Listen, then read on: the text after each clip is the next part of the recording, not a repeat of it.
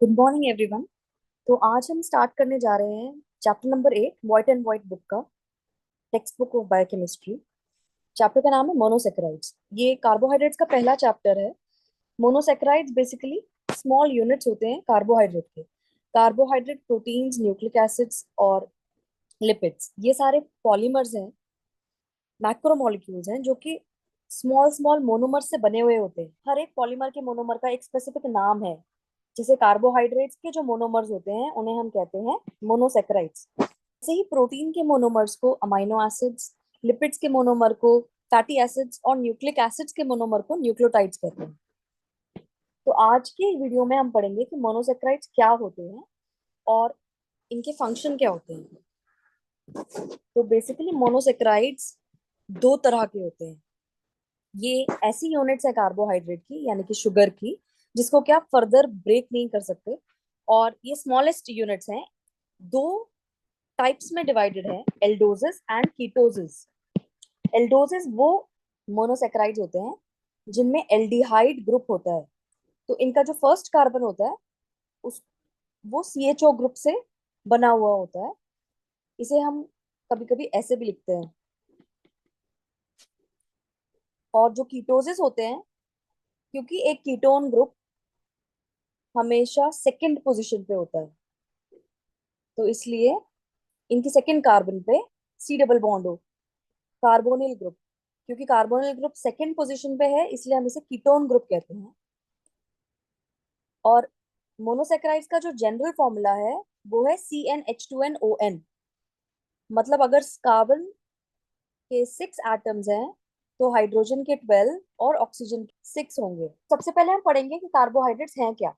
Carbohydrates जैसे कि हमने पढ़ा, उनका जनरल फॉर्मूला है CnH2nOn, जहां पर N का नंबर 3 से नीचे नहीं जाएगा। तो जो मोनोसेक्राइड्स आप पढ़ेंगे वो 3 से 7 के बीच के ही होंगे। Most abundant class of biological molecules है ये अर्थ पे। कार्बोहाइड्रेट सबसे ज्यादा पाए जाते हैं अर्थ पे।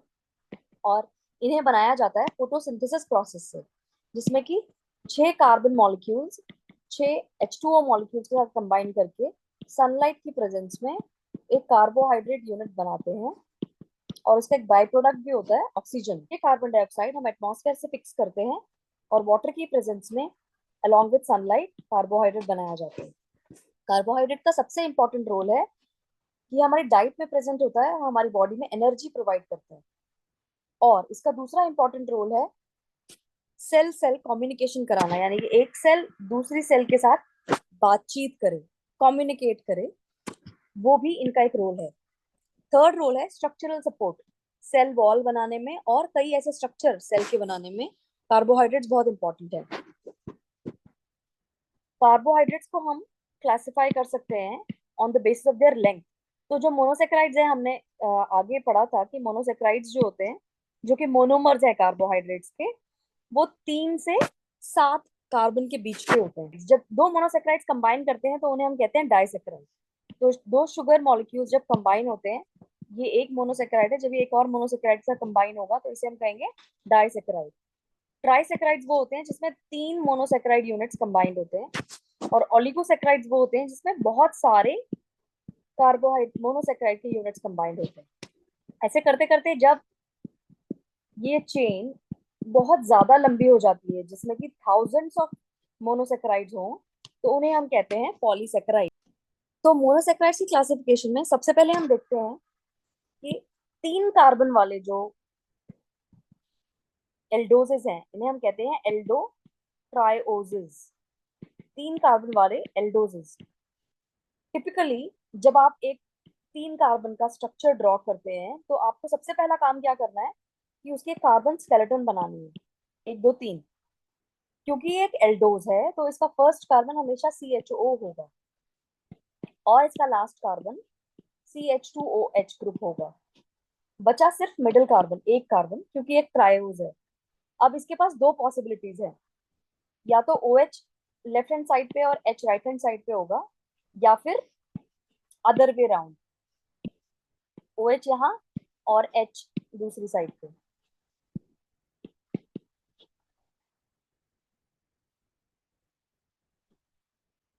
अब आपको हमेशा याद रखना है कि जो भी सेकंड लास्ट कार्बन है, क्योंकि ये एक ट्रायोज है यानी 3 कार्बन का कंपाउंड है, तो इसमें तो मिडिल कार्बन ही सेकंड सेकंड लास्ट कार्बन है। जो सेकंड लास्ट कार्बन में OH की पोजीशन है, जैसे कि यहाँ OH की पोजीशन इस टाइम पे है एल लेफ्ट हैंड साइड।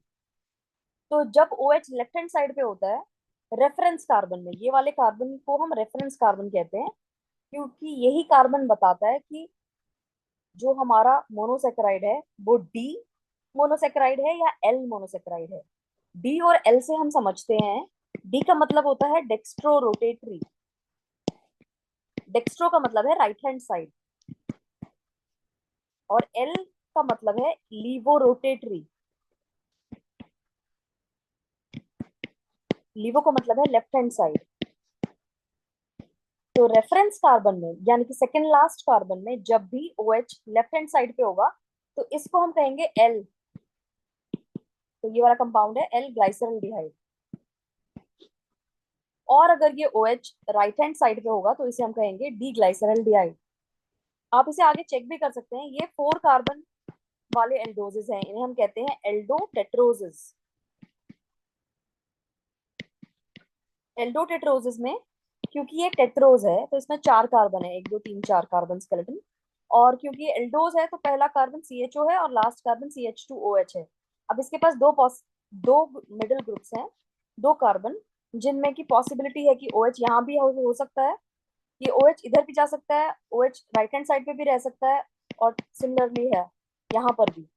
तो इसमें भी ये जो सेकंड लास्ट कार्बन है, अब यहाँ पे सेकंड लास्ट कार्बन जो है वो ये वाला है। सेकंड लास्ट कार्बन वो कार्बन है जो CH2OH से ऊपर वाला कार्बन है। जो भी OH की उसमें पोजीशन होगी, जैसे कि यहाँ OH की पोजीशन राइट हैंड साइड है तो ये D है, वही डिफाइन करेगी कि आपका जो मोनोसेकेराइड है वो डी मोनोसेकेराइड है या फिर एल मोनोसेकेराइड है। अब क्योंकि हम सिर्फ और सिर्फ डी मोनोसेकेराइड्स को ही पढ़ने वाले हैं आगे, वो इसलिए क्योंकि ह्यूमन बॉडी में डी मोनोसेकेराइड्स ही एग्जिस्ट करते हैं, और L monosaccharides generally bacterial cell wall या कई अदर जगहों पे पाए जाते हैं, ह्यूमन में नहीं। तो इसलिए हम डी मोनोसेकेराइड्स को ही आगे पढ़ेंगे, और बाय डिफॉल्ट आप जितने भी कार्बोहाइड्रेट्स आगे पढ़ोगे वो डी ही होंगे, डी फॉर्म ही होंगे। एल्डोटेट्रोजिस, क्योंकि दो पॉसिबिलिटीज हैं डी फॉर्म में एल्डोटेट्रोजिस की, या तो OH राइट हैंड साइड पे होगा, H लेफ्ट हैंड साइड पे होगा, या H लेफ्ट हैंड साइड पे और OH राइट हैंड साइड पे। इसके बाद आते हैं एल्डो पेंटोजिस।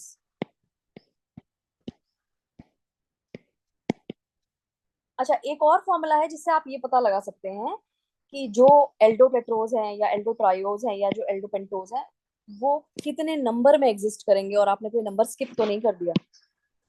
तो आपको मैं ये बता दूं, जो ये कार्बन होता है, जो ये मिडिल कार्बन है, क्योंकि फर्स्ट पोजीशन और लास्ट पोजीशन हमेशा फिक्स रहती है। आपने एल्डोजिस में देखा कि एल्डोजिस में फर्स्ट पोजीशन पे हमेशा CHO होगा और लास्ट पोजीशन पे हमेशा CH2OH ग्रुप होगा। इन दोनों के बीच के जितने भी कार्बन होते हैं उसका फॉर्मूला आता है 2 raised power n। तो कितने बीच में कार्बन आ रहे हैं? 2।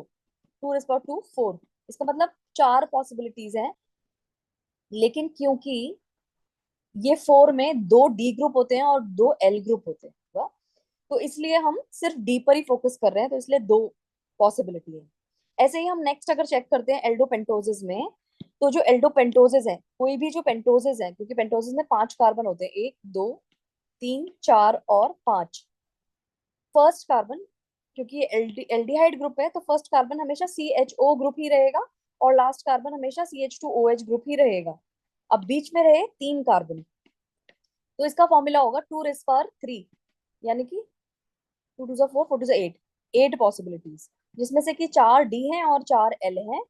तो ये 1 2 3 और 4 पॉसिबिलिटीज है एल्डोपेंटोजिस के एग्जिस्ट करने की, डी फॉर्म ऑफ एल्डोपेंटोजिस। इसके बाद नेक्स्ट आते हैं एल्डोहेक्सोजिस।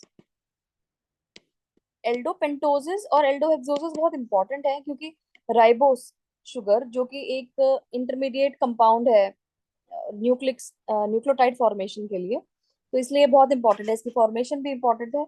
और एल्डोहेक्सोजिस में ग्लूकोज, गैलेक्टोज, ये बहुत इंपॉर्टेंट शुगर्स हैं।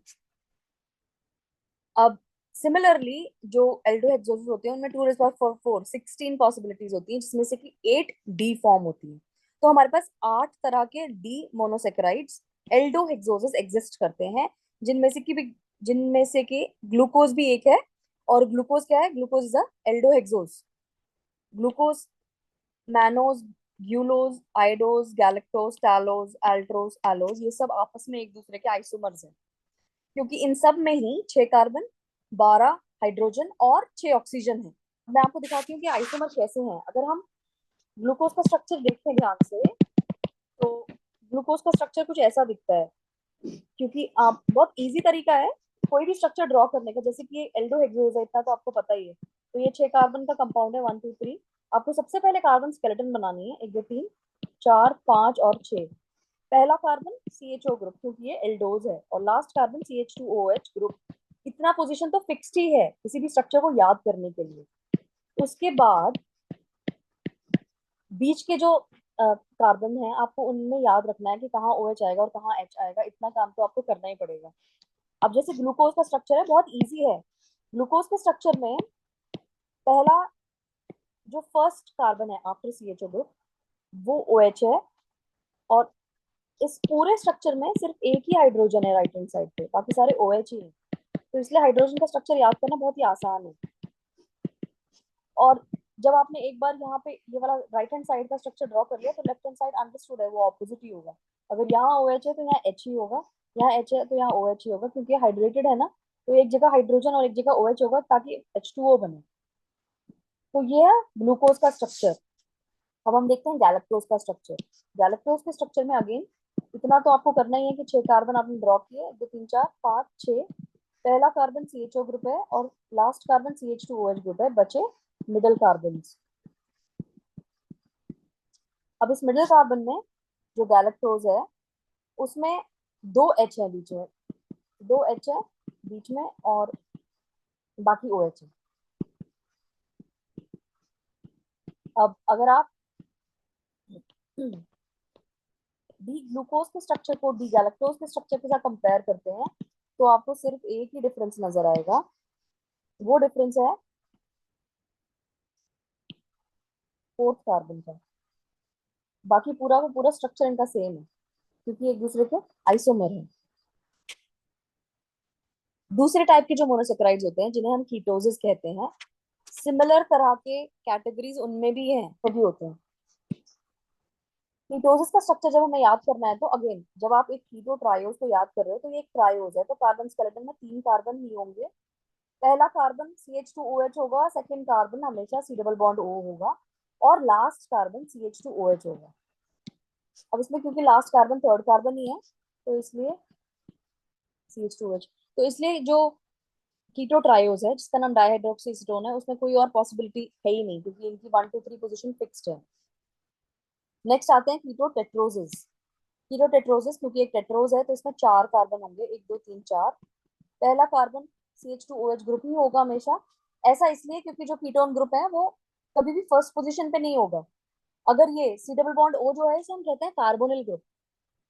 कार्बोनिल ग्रुप इसका नाम है, उसके बाद जो इसकी पोजीशन होती है वो डिफाइन करता है कि ये कौन सा ग्रुप है। अगर ये C double bond O first position पे पहुंच जाए और इसके साथ में आप एक H लगा दो, तो ये बन जाएगा एल्डिहाइड। अगर इस कार्बोनिल ग्रुप के साथ आप एक OH ग्रुप लगा दो, तो ये बन जाएगा कार्बोक्सिलिक एसिड। लेकिन अगर ये कार्बोनिल ग्रुप सेकंड पोजीशन पे है, followed by some R group, यहाँ पे वो R ग्रुप CH2OH है, तो ये बनेगा कीटोन ग्रुप। अब इसमें जैसा कि मैंने आपको बताया था कि किसी भी कीटोज में फर्स्ट कार्बन CH2OH है और लास्ट कार्बन CH2OH है, एंड सेकंड पोजीशन पे C डबल बॉन्ड O है। तो इसलिए कीटो टेट्रोज में सिर्फ एक ही कार्बन बचता है, यानी 2 1। 2 पॉसिबिलिटीज है, जिसमें से कि एक डी फॉर्म होगी और एक एल फॉर्म होगी। क्योंकि हमें एल फॉर्म तो पढ़ना ही नहीं है, हम सिर्फ डी फॉर्म पे ही फोकस करेंगे। सिमिलरली नेक्स्ट आते हैं कीटो पेंटोसिस। पेंटोसिस 5 कार्बन के होते हैं, 1 2 3 4 5। First carbon CH2OH group, last carbon CH2OH group, और second carbon C double bond O। इसमें कितनी पॉसिबिलिटीज है, हम कैसे काउंट करेंगे? 2 ही कार्बन है जिनको जो कि वेरी करेंगे, मतलब जिनमें HOH ग्रुप वेरी करेंगे। तो 2 carbon raise power 2, 2 raise power 2, ये क्योंकि 2n फॉर्मूला था उसका, 2 रेज पावर n फॉर्मूला हमने पढ़ा था।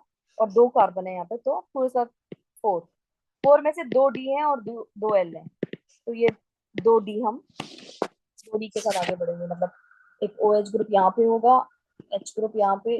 अब यहाँ पे तो ओ एच ग्रुप फिक्स ही रहने वाला है क्योंकि ये डी पोजीशन है। और नेक्स्ट आते हैं कीटोहेक्सोसिस। कीटोहेक्सोसिस में सबसे इंपॉर्टेंट है फ्रुक्टोज। तो आप 3 मोनोसेक्राइड, ग्लूकोज, गैलेक्टोज, जो कि एल्डो हेक्सोसिस है, और फ्रुक्टोज जो कि एक कीटोहेक्सोज है। ये 3 एबंडेंटली, मतलब बहुत ज्यादा पाए जाने वाले, और जिनके बारे में बार बार आपसे क्वेश्चंस भी पूछे जाएंगे, ये वो ऐसे 3 मोनोसेक्राइड्स हैं। ये आपको इनके स्ट्रक्चर्स भी याद रखने हैं। तो फ्रुक्टोज का स्ट्रक्चर, क्योंकि ये एक कीटो हेक्सोज है, यानी कि एक 6 कार्बन का कंपाउंड है, तो सबसे पहले हम कार्बन स्केलेटन ड्रॉ करेंगे। 1 2 3 4 5 और 6। सबसे पहला carbon CH2OH, last carbon CH2OH, और second carbon C double bond O है। अब आपको बीच के तीन तीन कार्बन याद रखने हैं, जिसमें सबसे पहले H आएगा और बाकी सारे OH हैं। एक बार मैं फिर से आपको बता दूं कि डी पोजीशन को कैसे आइडेंटिफाई करते हैं। जैसा कि ये एक स्ट्रक्चर है फ्रुक्टोज का, अब इसका रेफरेंस कार्बन कहाँ होगा? सेकंड लास्ट कार्बन, ये है रेफरेंस कार्बन। रेफरेंस कार्बन में OH कहाँ है? राइट हैंड साइड पे, तो ये बन गया डी फ्रुक्टोज। जैसा कि मैंने आपको आगे भी बताया आइसोमर्स के बारे में, अब इनका एक ब्रॉड टर्म है जिसे कहते हैं स्टीरियो आइसोमर। स्टीरियो आइसोमर का मतलब होता है कि स्ट्रक्चरली एक दूसरे से सिमिलर है, मतलब इनमें 6 कार्बन, 12 हाइड्रोजन और 1 ऑक्सीजन, जिसमें भी होगा वो सब एक दूसरे के स्टीरियो आइसोमर है। और इस हिसाब से ग्लूकोज और फ्रुक्टोज भी एक दूसरे के स्टीरियो आइसोमर है। तो स्टीरियो आइसोमर्स क्या होते हैं? आइसोमरिक मॉलिक्यूल्स जिनमें की सेम मॉलिक्यूलर फॉर्मूला है, जिनका मॉलिक्यूलर फॉर्मूला सेम है, लेकिन 3 डायमेंशनल ओरिएंटेशन, मतलब वो कैसे दिखते हैं स्पेस में, वो डिफरेंट है। एनेंशियोमर्स, एनेंशियोमर्स वो स्टीरियो आइसोमर होते हैं जो कि एक दूसरे के मिरर इमेज होते हैं। मिरर इमेज मतलब अगर आप उस स्ट्रक्चर को मिरर में देखोगे तो वो स्ट्रक्चर दूसरे स्ट्रक्चर के जैसा नजर आएगा। जैसे कि डी ग्लूकोज और एल ग्लूकोज, तो डी ग्लूकोज और एल ग्लूकोज एक दूसरे के मिरर इमेजेस हैं, और ये नॉन सुपर इम्पोजिबल है।